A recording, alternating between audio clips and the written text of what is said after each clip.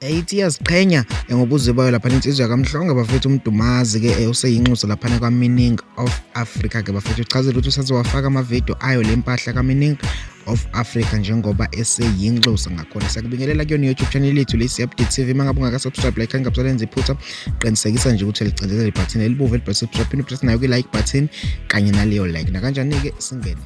Ngiyabingelela kunina besilo. Mina bakaphunga noMageba. Libe lakithi kaZulu namaphethelo. Nakuphi kuphi nje lana ngibukele khona njengamanje. Nanti igoso lenu. Ngiyanibingelela ke mina ngomdumazi uzandle ezincane ubona benza ibhove elincane lihlafuna abakwabo.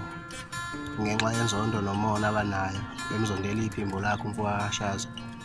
Yimi ke lo. Ngiyajabula ke futhi ngoba wonke lawo magama aqhamuka kunina yinini nishilo nathi akufanele. Nxeseke kwena ojulukayo ngoba inkinga yami ngikude nawo kuba seduze bengiyokusula umjuluko ngempama nje ke nguyekisa umona lo phila ngawo.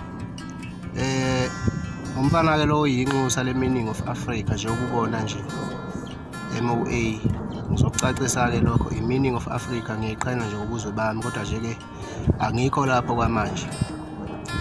Ngizama nje ke ukuzonivezela ukuthi esikhathini esingengakanani kunamavideo engizolokhu ngiyenzela wona awalezi impahla ezinhle engiyigqokayo bese nginichazela nje ke nokuningi okuphathelene nami nanomsebenzi wami. Ngikhumbule kakhulu nginethemba ke lokuthi ubaba umongameli uzowavula amaketango bese sigxushula ke thina siyazi ingoma sinenzele konke ke lokho enikudingayo.